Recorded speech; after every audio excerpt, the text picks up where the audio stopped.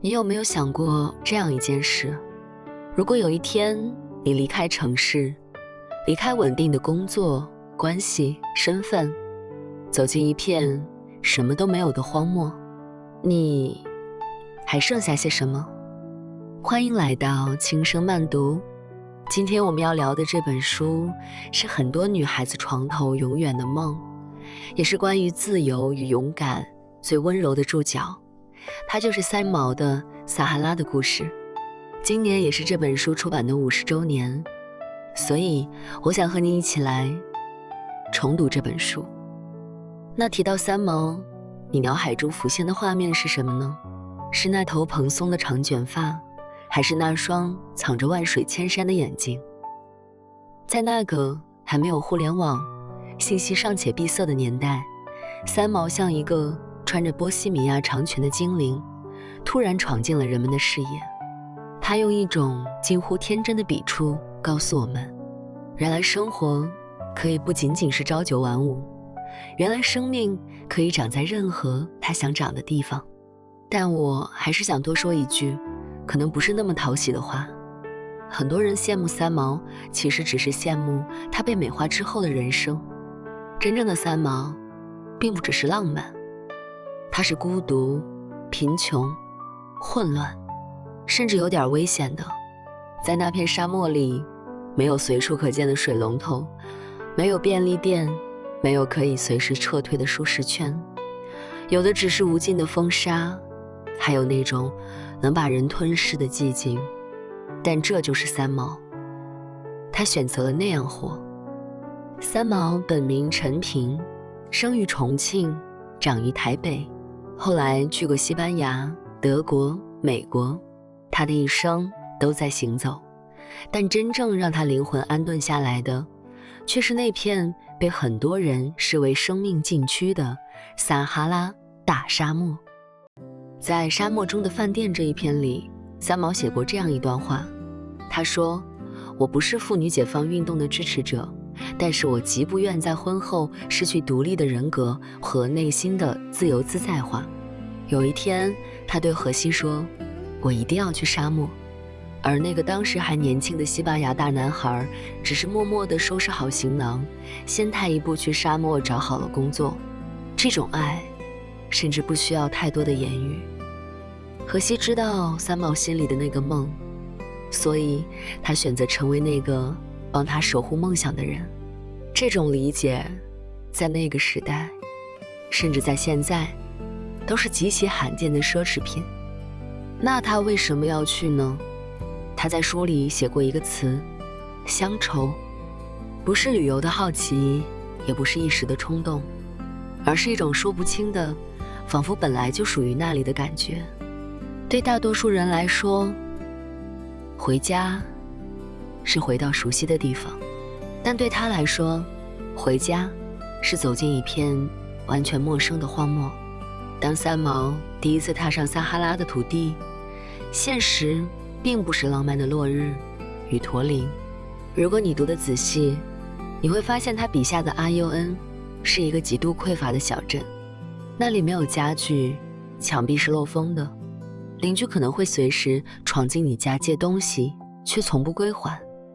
那种物质上的窘迫伴随着强烈的文明落差，其实足以击碎大多数现代人的浪漫幻想。但在接下来的故事里，三毛用非常俏皮的语气化解了这些苦难。那时候他们住在阿尤恩小镇的边上，家里甚至没有像样的家具。可是三毛是谁呢？他是那个能把生活过成魔术的人。他去捡废弃的轮胎，洗干净，塞进厚厚的红垫子，就变成了最舒服的沙发。他把装棺材的木箱漆成颜色鲜艳的小桌。他甚至在那样的环境里，给荷西做起了中国菜。他骗荷西说，粉丝是春天里的第一场雨，说猪肉干是中药。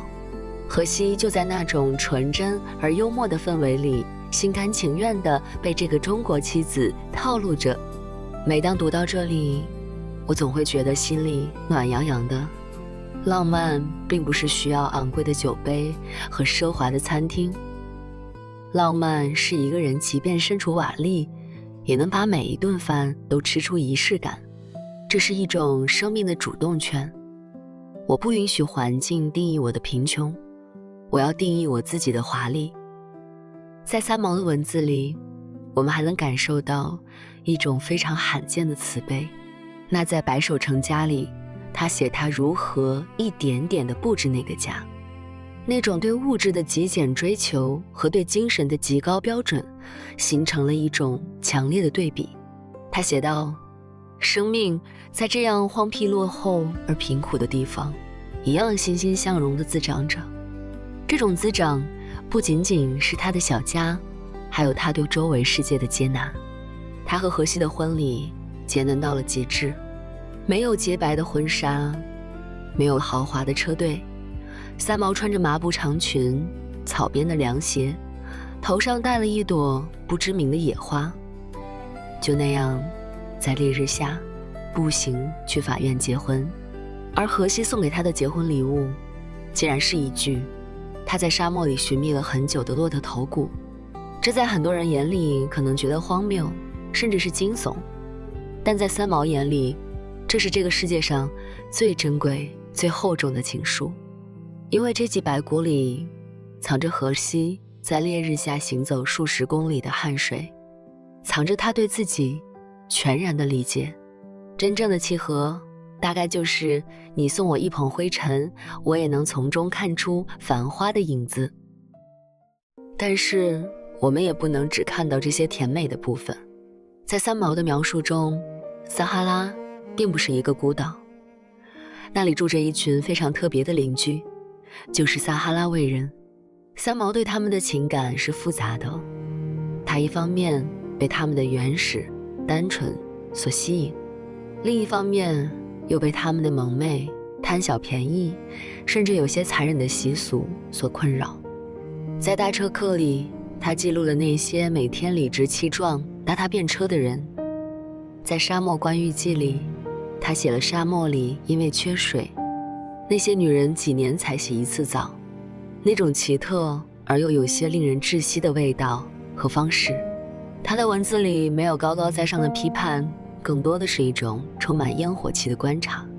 他甚至在家里开了一个小小的诊所，他用阿司匹林、红药水和一点点常识帮那些害怕去医院的邻居治病。他甚至用指甲油帮人补牙，听起来荒唐，却透着一种让人流泪的善良。他在这种拉扯中生活，这种拉扯才是生活的真相。你爱一个地方，必然要忍受它的不堪；你爱一种自由，必然要接纳它的代价。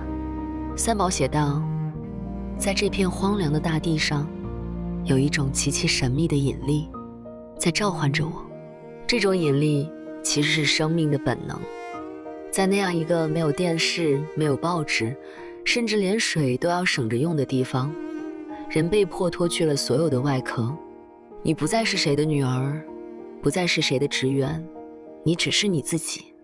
你必须面对清晨的第一缕光，面对深夜最深的寂静。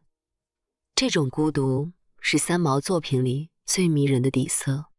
很多人只看到了他的热闹，却没看到他在那片寂静里如何一遍遍地与自己的灵魂对话。沙漠也并非总是温柔的。在哭泣的骆驼这一篇里，三毛展示了他笔下非常冷峻，甚至有些残酷的一面。那是一个关于种族、战争与尊严的故事。那个美丽的女子沙伊达，那个在乱世中依然保持高洁灵魂的女子，最终却成为了偏见与仇恨的祭品。三毛在描写那些场景时，文字是颤抖的。也就是在这些篇章里，我们看到了三毛作为一个作家的深度。他不仅仅是在写自己的小情小爱，他是在记录一个时代的裂痕，记录人性在极端环境下的光辉与阴暗。他写过，人之所以为人，是因为他有着这颗心。那读三毛，我们到底在读什么呢？我想了很久，我想我心中的答案是，也许不仅仅是去远方，还有一种不妥协。在这个世界上，大部分人都过着被规划好的生活，读书、工作、结婚、生子。我们习惯了按部就班，习惯了在别人的评价里寻找坐标。但三毛说，不，我要去我想去的地方，哪怕那个地方在别人眼里是地狱。她在那片荒漠里活得比任何人都像个女王。她捡起沙漠里的枯枝，那就是她的权杖；她穿着补丁的衣服，那就是她的霓裳。这种对生命的自主权，是她送给所有读者的最珍贵的礼物。三毛和荷西在沙漠里的日子其实并不长，但那段时光成了他一生中最后也是最坚固的堡垒。荷西曾问过他，你想要一个什么样的家？三毛说，我要一个不需要太大的地方，只要窗外有风景，屋里有你。后来荷西在潜水意外中永远地离开了，三毛的文字也从那个时候开始变得忧伤而沉重。但每当我们重新翻开撒哈拉的故事，我们看到的依然是那个在黄沙中大笑，在厨房里忙碌，在月光下给荷西写信的女子。她永远留在了那片金色的沙丘里。我们不一定会去撒哈拉，也或许无法像三毛一样拎起背包就去远方。我们有我们的责任，有我们的羁绊，但我们可能都会遇到自己的荒漠，是无聊，是重复，是不确定，是看不到出口的日子。那个时候，你还能不能把生活一点点搭起来呢？在不完美的环境里，是否有继续生活的能力？在不确定里，是否有依然愿意选择的能力？生命短促，如果可能，请活得尽量精彩一些吧。不要让灵魂在琐碎的日常里枯萎，要在自己的心里种出一片绿洲。当你在深夜里感到迷茫的时候，不妨去翻翻这本书，去看看那个在烈日下飞奔的影子，去听听那声从遥远异乡传来的呼唤。三毛曾说过，每想你一次，天上便落下一粒沙，从此便有了撒哈拉。其实每当我们翻开书页，每一个字也都是一粒沙，它们堆积起来，就成了我们灵魂深处那座永远不会干涸的绿洲。谢谢三毛，曾带我们见过那么广阔的世界，也谢谢现在的你，愿意在这个安静的时刻听我讲完这段关于风沙与阳光的往事。今天就是这样，感谢你的订阅与支持，这里是轻声慢读，我们下次再见。